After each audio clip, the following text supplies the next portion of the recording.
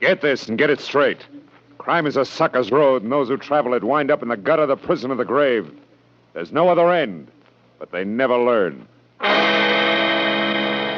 Wrigley's Spearmint Chewing Gum, the refreshing, delicious treat that gives you chewing enjoyment, presents for your listening enjoyment Raymond Chandler's most famous character in The Adventures of Philip Marlowe.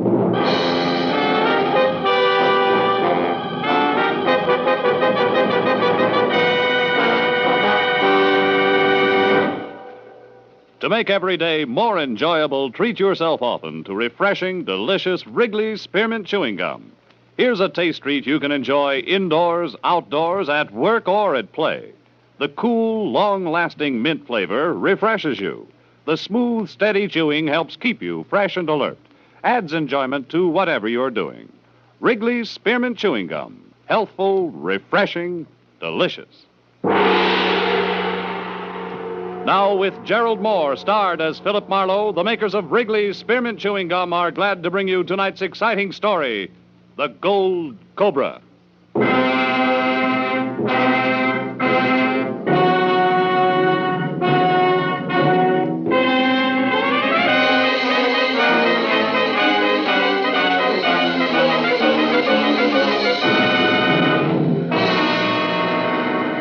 My mama done told me Get it before it's history. Hi, Mr. Marlowe. Hiya, kid. Get up while it's hot. Paper, seventh place, closing wall. Hey, mister, could you please help a blind man? Could you let me have $1 for my first square meal in a week? You mean your first shot in an hour, don't you, Jake? Huh? Oh, Mr. Marlowe, hi. How are you? Sorry I didn't recognize you. Must be these dark cheetahs. Yeah, must be. How's business, Jake? Oh, I seen better. You too, huh? Yeah, sure. Well, you're just standing around here in front of your office for the fresh air, maybe. No, Oh, no, don't tell me that ain't it. I got it. Huh? You're making a rendezvous, a secret meeting, huh? No, Jake, I'm just waiting for someone. Holy catfish! Look at that jerk out in the middle of traffic. The guy with the suitcase. Getting out of that cab right in the middle of the street. Hey, he's coming this way. And he acts like the guy I'm waiting for, suitcase and all. Here, Jake, here's the starter on that meal. I'll see you. Goodbye. I got you. So long, Mr. Marlowe. Thanks a million. Sir, tell me quickly. You're Mr. Marlowe, Philip Marlowe? That's right. You're Roth Winkham? Correct. Mr. Marlowe, is your car nearby? Yeah, right over there. Good. Well, Mr. Marlowe, we've got to get out of here. My very life may be in danger. And if you've been seen with me, sir, yours as well. Quickly, Mr. Marlowe. We must be off. Yeah. Well, this way, Mr. Winkham. My new client was right out of Charles Dickens, but I bit my lip and tried to play it straight. We piled into my car and took off. Mr. Winkham, his owl eyes glued to the rear window, watched and worried hard about whether we were being followed. But finally, he was convinced that we were safe. He relaxed his grip on the suitcase and fumbled for a cigarette. Roth Winkham was maybe 50 and had a large, bald head on a small, well-dressed body that just couldn't sit still. Also, it was at least 3-1 that the gentleman had ulcers. He was the type. Keep driving, please, Mr. Marlowe, and do watch the rearview mirror. Okay. Now, sir, what exactly did I say to you on the telephone? Well, you wanted me to fly to Chicago tonight with a suitcase that contained an item worth $20,000, which was earmarked for some museum, right? Oh, yes, the Asheville Museum. Yeah, and you said something about an eccentric here in L.A. who owned the item. That's about all I caught. That and the fact that you were very worried. And I still am. Now, first, Mr. Marlowe, a word about the man who was First, following us. Mr. Winkham, a word or two about the item itself, huh? You know, I can't afford to play carrier pigeon without so much as a peek. It's too much like leading with my chin. Now, what is it? A gold cobra. A gold what? A cobra. A snake, sir. Made of 250 separate links, each some 2 inches in diameter and each solid gold. Links, huh? That makes the snake flexible like the real thing, is that it? Yeah, precisely. And the cobra's hood, Mr. Marlowe, is spun gold. Oh? Originally, the object was a ceremonial piece. It comes from India, from a kingdom that no longer exists. Mordecai Ziff bought it there several years ago. Mordecai Ziff, huh? Yes. He's the eccentric who lives here in L.A.? But perhaps intellectual is more the proper term. Oh. He lives near here in the Hollywood Hills. And he is the one who is presenting the cobra to the museum. I see. Well, tell me, what's your connection, Mr. Wickham? I am a friend, Mr. Marlowe. Mordecai and I studied together in Europe many years ago. Really? We have remained fast companions through the years. And now that his health is failing, he is a man of 60. I wish very strongly to repay his kindnesses. But I need your help to do it. Yeah, well, that brings us to the party following you. Who's that? A creature named Akbar, Mr. Akbar? Marlowe. Yes. He's an East Indian, and he wants the Cobra. Badly. That's all I know of him, except, sir, that he has no claim, morally or legally. He's merely a fanatic. Yeah, well, that's not to be sneered at. It's a full-time job. Tell me, what does this Akbar look like? Well, he's thin, he's dark-skinned, dark hair, vicious, cold eyes. You'll have to be on the other... Mr. Marlowe, behind us, sir, that taxicab. We're being followed to get... Drive, sir! You see who it is? No, but it could be Akbar. Try to lose him. That's exactly what I'm trying to do. The Cobra's in the suitcase here, right? No, this suitcase is empty. Oh? A decoy. The Gold Cobra is in a similar bag that has been checked at the Beechwood Plaza Hotel. Turn again, Mr. Marlowe. The cab is gaining. Right. Now, sir, this envelope contains the claim check for the bag, as well as your airline ticket to Chicago. Also, there's a $100 bill included. Oh. And you'll get another one when we meet tomorrow night in Chicago. I'll look for you at the Dearborn Street station at 8 o'clock. He's still with us, Mr. Marlowe. Yeah, and that's a red light ahead. We can't slip through. Then it's time for me to go. And time for Akbar to follow me. Me and the empty bag. Good luck, Mr. Marlowe. I'm counting on you, sir. By the time the light had changed, the spry Roth Winkham had already made it to the sidewalk, the empty suitcase conspicuously in hand. And when my rear view mirror showed the cab had given up the chase, I figured the quantity known as Akbar had taken the bait and followed Winkham. All of which made my next stop the check room at the Beechwood Plaza Hotel.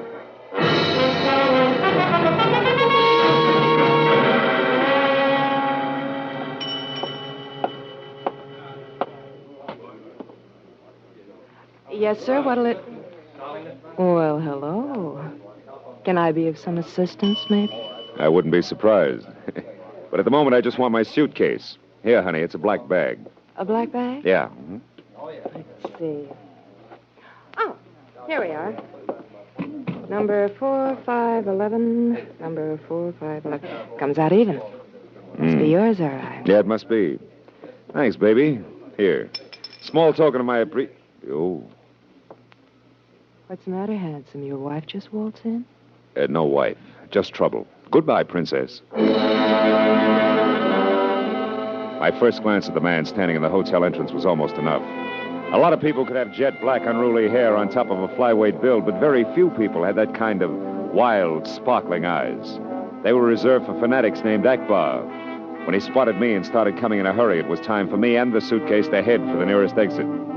I took a side door just beyond the check room, and from there ran the length of the narrow, twisting corridor that led to the rear of the hotel, and out to the alley where I'd parked my car. There I ducked behind a pile of trash cans, slipped my hand over the .38 in my shoulder holster, and waited. But after a full minute went by, I figured that it was safe to go to my car. And it would have been, if the striking redhead crouched on the seat inside hadn't been holding an also striking pistol. Just made for ladies. Don't bother getting in the car, Mr. Marlowe. In fact, don't do anything but hand over that suitcase. Here, on the seat. Your mind's made up, huh? Definitely. And keep your hands at your sides. Now, let me have those keys you're holding. Come on, toss them here. Yeah. Now, turn around. Thank you. I'm glad you're cooperative. Don't mention it. It's your winning smile. Anything else? Yes. Walk in the direction you're facing. Go on. Walk it is, baby. But first tell me, who do I see for my car? Don't worry. It'll be returned safe and sound. Yeah, what about the suitcase? It's got all the clothes I have in it. Oh, sure. You look so fetching in Gold Cobra, don't you? Good night, Mr. Marlowe.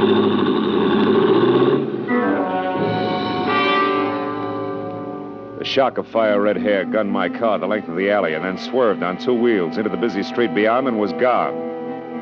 I followed to the end of the alley and started walking toward the hotel. And I saw something else. It was Akbar running toward a hack stand. He had also seen my car disappear, and that obviously meant that he wanted the first cab in line to take him someplace in a hurry. But the driver was waiting for a fare, which forced him to the only other cab in line, and almost gave me time to get to him. Almost. But not quite. That left only an outside chance that Akbar had tossed an address at the driver before he knew that the cab was taken. Yeah, but it was an outside chance that paid off. Yeah, sure he gave me an address, pal. You know, I had the flag down. I got an old doll inside. Yeah, listen, friend, this counts. What was that address? Come on, the right answer's worth 10 to you. A saw? The same. Here. Oh, no. All right, what was it? Let me think, pal. Come now, on, hold come on, everything, come on. pal. I got it. Outpost Road, number 818, I think. Yeah, 818 Outpost Road. 818 Hollywood Hills, huh? Uh-huh. Someone up there you know, pal? Could be. Get moving. 818 Outpost But, Road. pal, I already told I you. already heard you. There's another 10 in it, and let's forget the old doll. Come on, Buster, roll.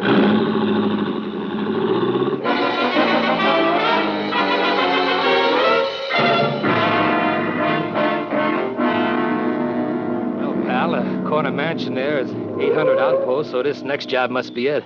Whew. Looks like the Taj Mahal joint. Yeah, that plus enough grounds to build a ballpark, grandstand included. I'll get out here, take the driveway on foot. Okay, pal, whatever you say. Hey, you want me to wait? Yeah, you better. No, I think I see my own car up there. Here's the 10, thanks. Okay, pal. So long. Hey, give my love to the Roger, huh? Brother, what a backdrop for a harem.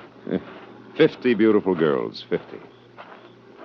Kindly stand just where you are. This rifle is loaded and the safety not on. It was hard to believe. At the top, a genuine African pith helmet, and under that, a pudgy, cherubic, smiling face with red roses for cheeks and dimples, an inch deep. And the rest fit, too. A round little body dressed in a khaki shirt, riding breeches, and polished leather boots. Happy of the 7 dwarfs and jungle get-up. But there the individualism ended, because like everybody else I'd met tonight, his interest was in the Cobra, exclusively. Now, Mr. Whoever you are, where is that snake? Have you tried the grass? I understand snakes love it. This is not the time to jest. There's nothing funny about that Cobra. Not unless $20,000 happen to tickle your funny bone. For the last time, where is the Cobra? The truth. Okay. The truth. Frankly, my friend, I haven't the slightest idea. Honest, I haven't. Happy folded up on one punch like it was built on hinges. I headed for the Taj Mahal on a run. But when I was past my car and had gone the slippery length of a tiled porch that led to a pair of half-open etched glass doors, I slowed to a walk at the sight of a single light that came from a beaded lamp in a room inside. Then I came to a full stop. The room was about the size of a basketball court with plush decor that was strictly Far East. An elderly man wearing a bright yellow satin robe and also bright yellow satin turban was stretched out. Glassy eyes staring at the ceiling. The front of his robe an ugly blood stain. Beside him was the lady with the red hair, and next to her the suitcase that wouldn't stay put. It was a good time for me and my 38 to announce ourselves. Well, this certainly outclasses the alley, doesn't it, Red? What?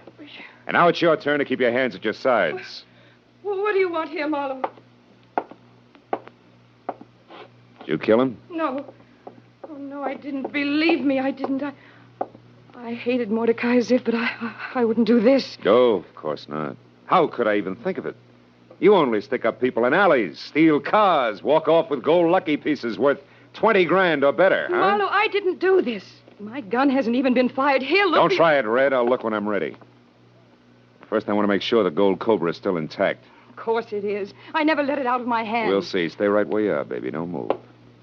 I can unlock this with one hand and cover you with the other. Okay. Now we'll know if the Cobra's... Look out! Marlowe, it's real, a cobra. Steady, Red. Don't move. No. Oh, baby, you shouldn't have killed the lights. That makes the next move the Cobra's. And my gun's worthless.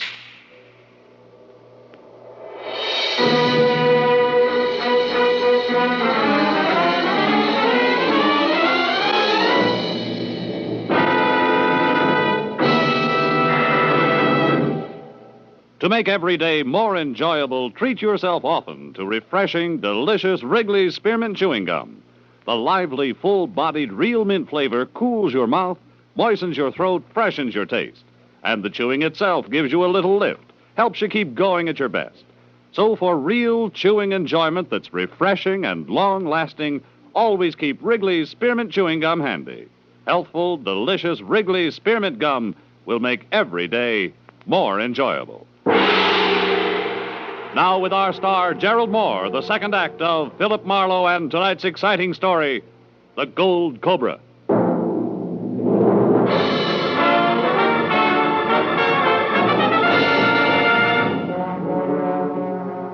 We got one good look at a live cobra rearing up out of the suitcase, its hood distended, flicking its glossy, forked tongue, before the only lamp in the room shattered on the floor in a blue flash, and total darkness surged in. For an endless moment, there was silence, as soft and thick as black velvet.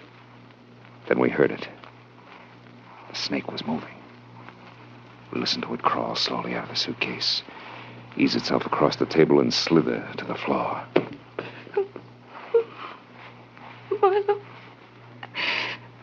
Marlowe, it's coming toward us. Stand still, baby. Freeze. Don't move a muscle.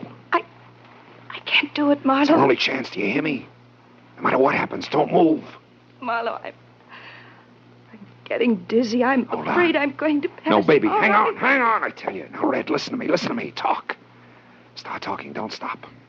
But talk softly. Who are you, Red? Tell me. What's your real name? Tell me. Abigail Seaburn. All right, who killed Ziff, Abby? Who was it? Come on, answer me. Keep talking. I don't know, Marlowe. I told you the truth. Why did you come here to Ziff's place? He swindled my Aunt Marcella out of all her money before she died. Yeah, go ahead. Money that was supposed to come to me. Swindler? How? He was a mentalist. Yeah. A fake mind reader and fortune teller. He told her lies that made her keep giving him money until there was nothing left. Atta girl. Keep it up, baby. Keep it up.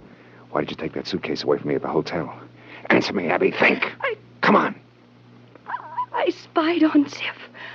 I found out about the Gold Cobra. Yeah, go ahead. I knew if I once cut my hands on it, I could force Ziff to return the money he tricked my aunt out. Keep talking. Oh, Marlowe, I can't. I can't stand it, that awful Quiet. snake. Listen.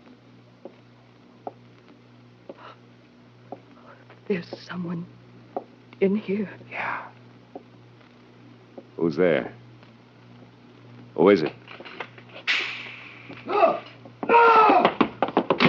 He made it out the door. The cobra struck at him, Marlowe. Sounded like it was clear across the room from us. Now, look, Abby, stay where you are. Don't move. I'm going to see if I can find a light switch on the wall behind us. Stand real still, Abby. You hear anything? No.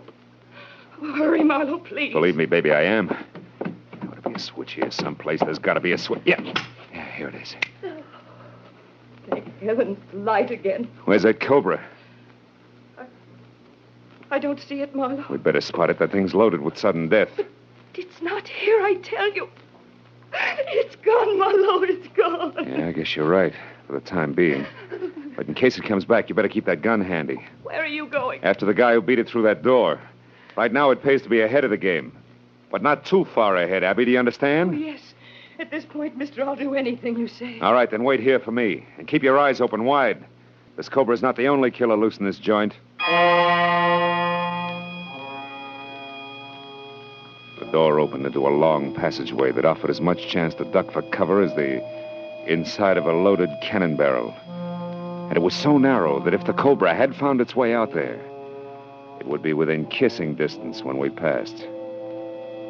The hair on my neck remained at rigid attention while I edged along the hall toward a dim light at the end that came from a heavily draped green waiting room. In the center, facing halfway from me, was Akbar, the tousle-haired East Indian. His face was even grayer than before, and his hand trembled as he mopped his glistening forehead with a silk handkerchief. When I stepped in, he saw me from the corner of his eye. His face went stony. Only his right hand moved. It dived under his jacket for a weapon, but I brought my gun down hard on the point of his shoulder. His arm went limp, and a knife as wicked as the back end of a scorpion bounced across the floor. Dog, you'll pay for this interference. Not on the installment plan, Buster. We're going to settle up right now.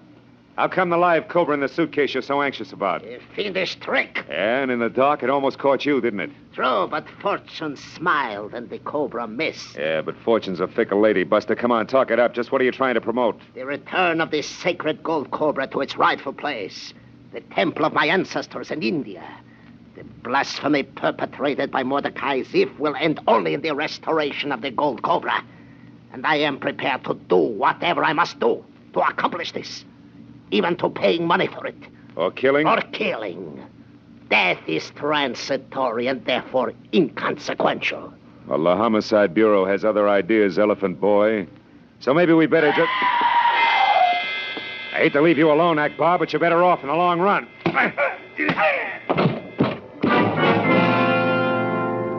I watched just long enough to see Akbar melt toward the floor. Then I ran back along the narrow corridor to where I'd left Abby. When I stepped in the door, I stopped cold.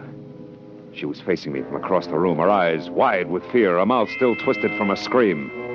Directly behind her was an opening in what should have been a blank wall, and inside it, staring out with fixed, hypnotic eyes, was a coiled cobra. Only this one was solid, gleaming gold.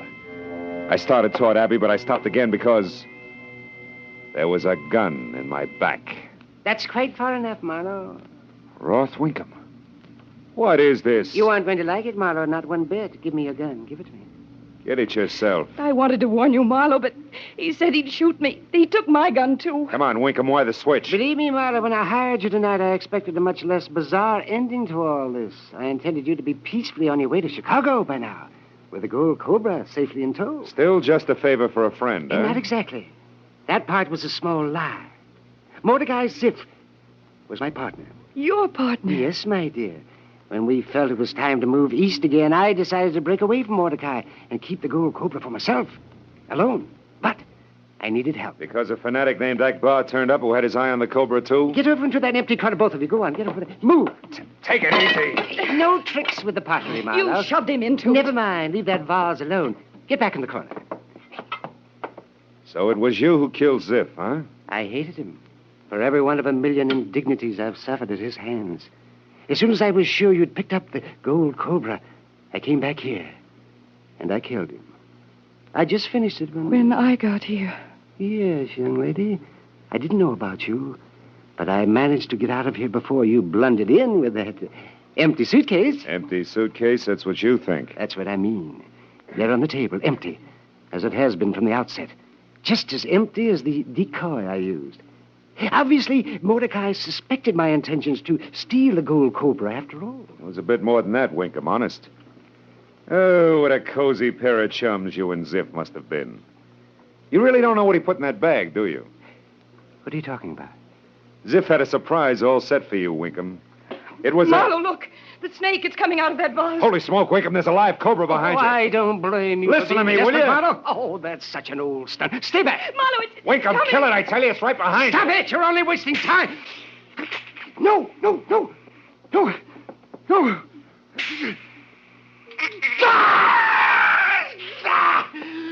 I'm bitten.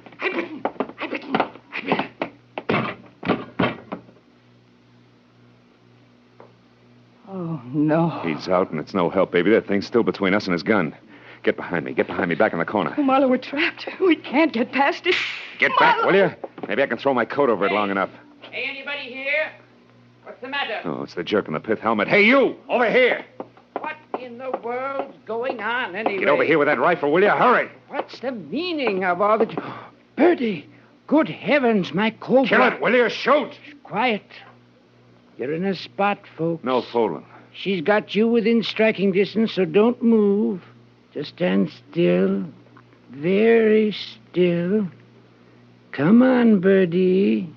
Birdie, now. Come on. Take a look at the end of the rifle, Birdie. See the hole? That's it in the end. Fascinates you, doesn't it? Steady, folks, don't move. Keep looking at the little hole in the rifle, Birdie. That's right. Now back up.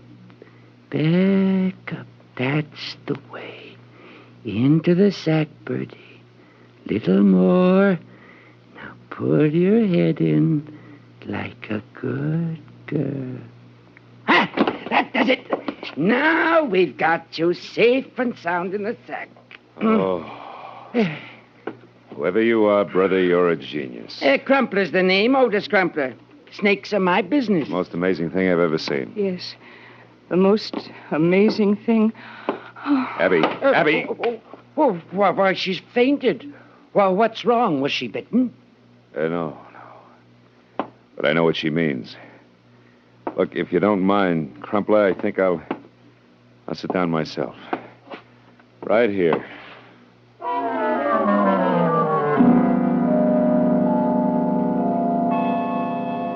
Well, when the police finally moved in, they gave the degenerate Taj Mahal a long once-over, and then we adjourned for more questions and answers to the hospital where Abby Seberg was getting a nerve back and Akbar was nursing the split scalp I'd given him. And while Otis Crumpler and I waited for the word downstairs in the coffee shop, Roth Winkham, my client, was busy dying of cobra venom, in spite of Crumpler's best efforts. Well, that's the way it is with cobras, Mr. Marlowe. Sometimes there's just nothing you can do. Sugar? No, thanks, no. He had it coming, Otis. Oh, both of them did.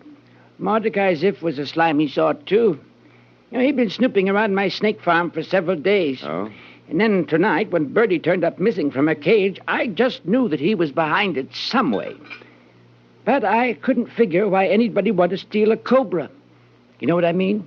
Yeah, vaguely. Phil, guess what? What? Oh, Abigail Seberg is well enough for coffee. Sit down. Oh, it's better than that. The police think there's a good chance that Akbar will be able to buy the Gold Cobra and I will get the money. How do you like that? I like it fine. Where are we going to spend it? Oh, well, I know a certain kind of snake bite remedy I'd like to try right now. I think we deserve it, mister.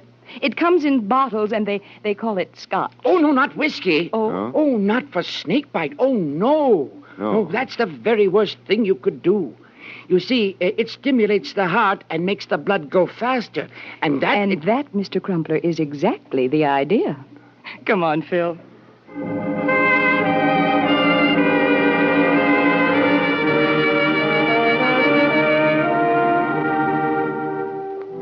You know, there are many things that can lead to romance. Usually it's moonlight. Sometimes it's a bit of a song. But whoever heard of a snake playing Cupid? Yeah, well, there was a snake in the Garden of Eden. Yeah, but come to think of it, he kicked up quite a fuss. Phil? What are you thinking? Snakes. What are you thinking? Apples.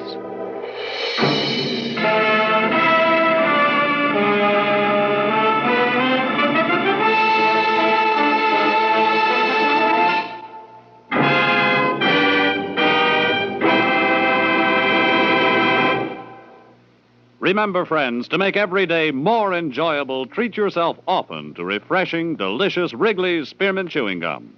There's lots of cooling, real mint flavor in every stick. And chewing Wrigley Spearmint helps you keep feeling fresh and alert. You feel better, work better, get more fun out of doing things. So indoors, outdoors, wherever you go, keep some healthful, refreshing Wrigley Spearmint Chewing Gum handy.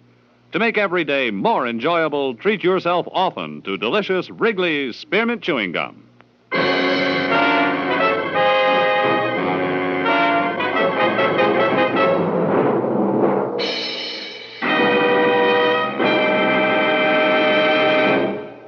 The Adventures of Philip Marlowe, presented by Wrigley's Spearmint Gum, bring you Raymond Chandler's most famous character and star, Gerald Moore.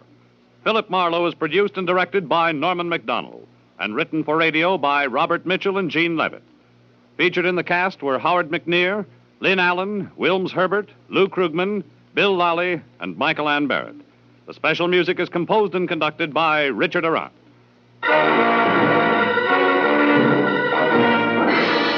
The makers of Wrigley's Spearmint Chewing Gum hope you enjoyed tonight's adventure of Philip Marlowe and that you're enjoying Wrigley's Spearmint Gum every day.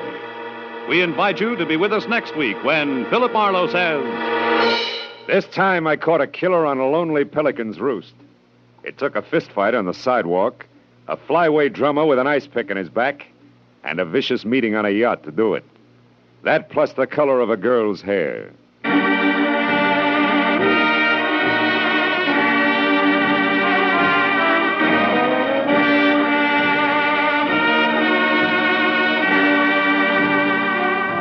This is Bob Stevenson speaking, and this is CBS, the Columbia Broadcasting System.